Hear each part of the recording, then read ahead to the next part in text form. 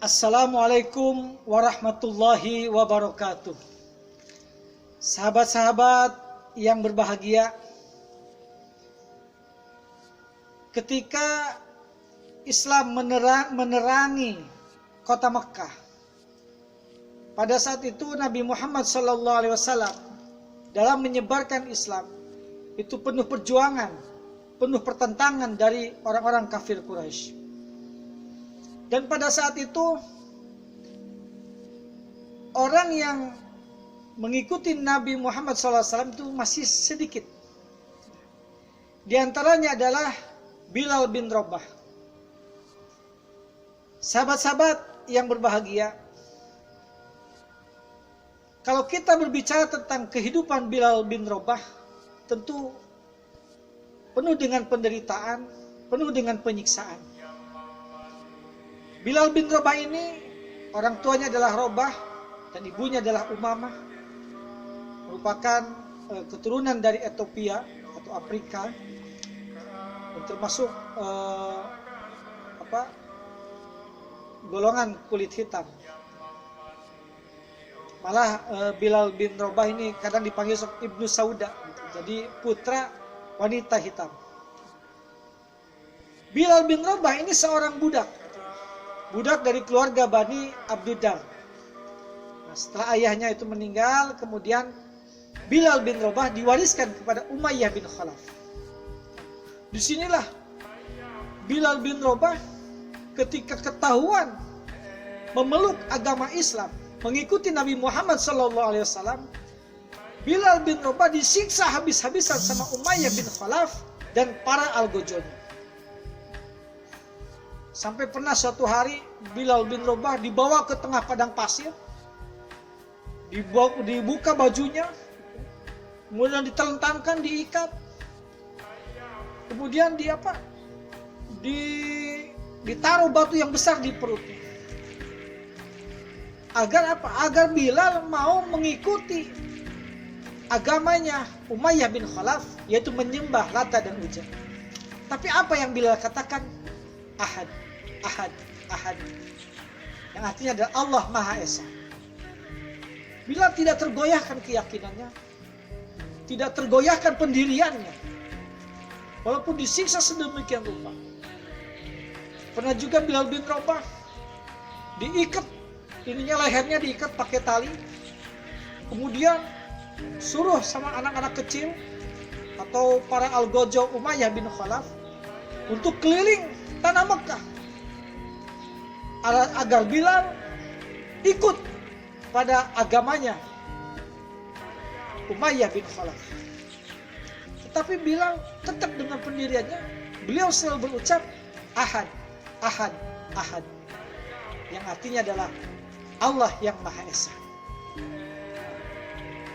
Sampai beberapa hari kemudian, sampai sahabat Abu Bakar mengetahui akan penderitaan budak Bilal bin Rabah. Akhirnya Abu Bakar Siddiq menemui Umayyah bin Khalaf dan bernegosiasi untuk membeli Bilal bin Rabah. Kemudian Abu Bakar Siddiq meminta kepada Umayyah bin Khalaf agar Bilal bin Rabah untuk dibeli oleh Abu Bakar Siddiq. Dan Umayyah bin Khalaf itu melipat gandakan harga Bilal bin Rabah. Jadi harganya ditinggikan sehingga menjadi 9 keping emas. Ternyata agar apa? Agar sahabat Abu Bakar ini tidak mampu untuk membeli Bilal bin Rabah. Ya, karena namanya budak itu diperjualbelikan. Budak itu benar-benar tidak ada harganya. Benar-benar kastanya itu paling rendah sekali. Diapakan oleh tuannya aja, dia harus mau. Itu budak. Makanya ketika datang Islam, perbudakan itu dihapuskan. Karena di dalam Islam, semua manusia itu sama. Yang membedakan derajatnya adalah ketakwaannya. Inna akramakum indallahi atqakum. Sesungguhnya yang paling takwa di antara kalian semua adalah sesungguhnya yang paling mulia di antara kamu semua adalah yang paling takwa. Jadi di hadapan Allah itu yang paling takwa. Nah, sahabat-sahabat yang berbahagia. Kemudian sahabat Abu Bakar nanya berapa harganya, ternyata 9 keping emas. Akhirnya sahabat Abu Bakar mampu membeli segitu. Nih, Umayyah bin Khalaf ketawa gitu. Haha, sudah kata Umayyah bin Khalaf, ini kalau kamu tawar 1 keping emas, saya berikan gitu. Abu Bakar tidak mau kalah. Kata sahabat Abu Bakar, wahai Umayyah bin Khalaf, seandainya ini Bilal bin Rabah kamu tinggikan 100 kali lipat pun akan saya beli. Disitulah hebatnya Abu Bakar Siddiq, sehingga sahabat Bilal bin Rabah itu dibeli oleh Abu Bakar Siddiq. Dan Abu Bakar bilang kepada Nabi Muhammad SAW, wahai Rasulullah, saya telah membeli Bilal bin Rabah dari Umayyah bin Khalaf. Kemudian kata Nabi, wahai Abu Bakar Siddiq, kalau engkau berkenan, biar saya beli dan saya akan merdekakan.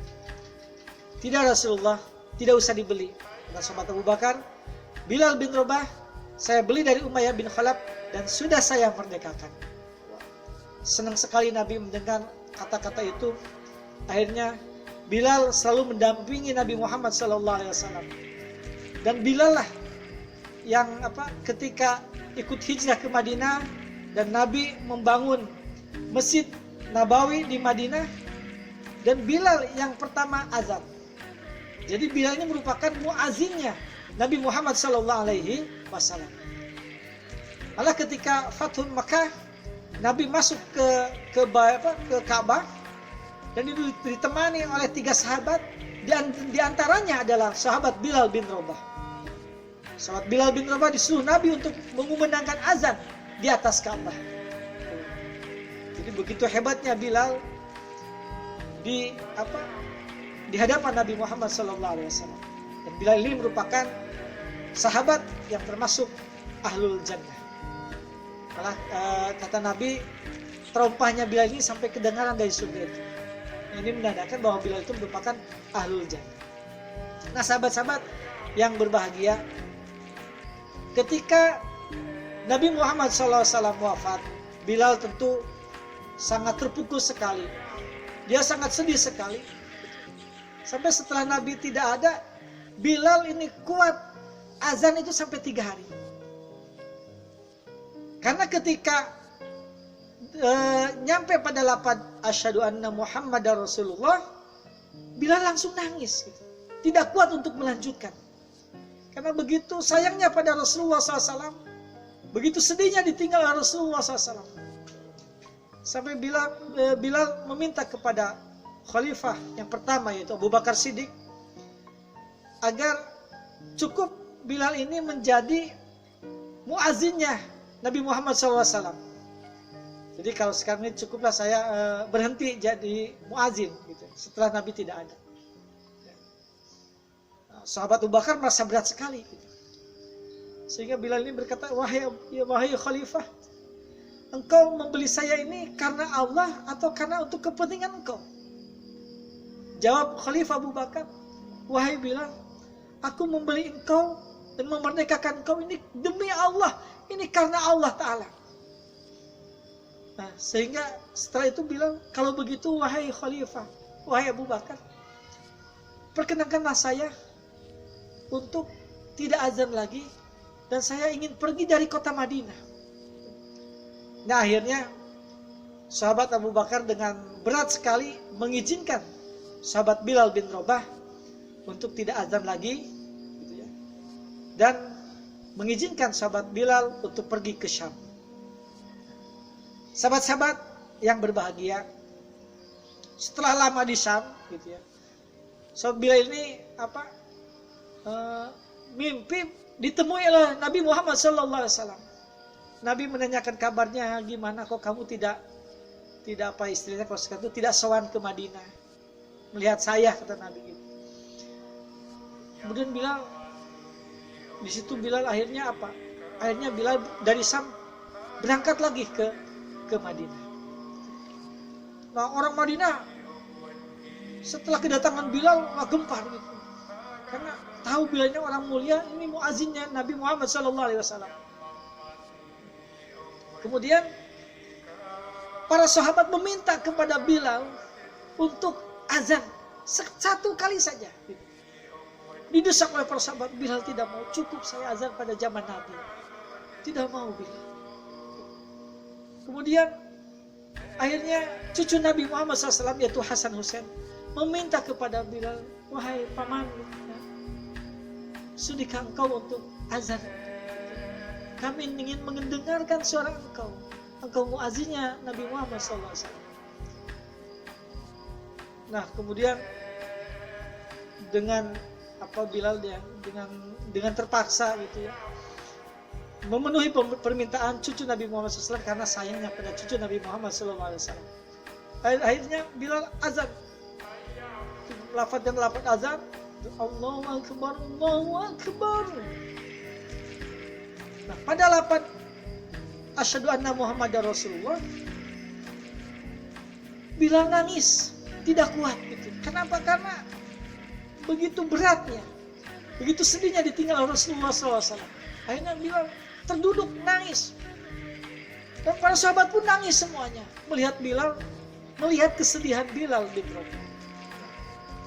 Dan setelah itu Bilal tidak azan lagi gitu. Dan Bilal setelah itu kembali lagi ke Syam. Syam ini sekarang terbagi menjadi 3, yaitu Irak, Yordania, dan Suriah.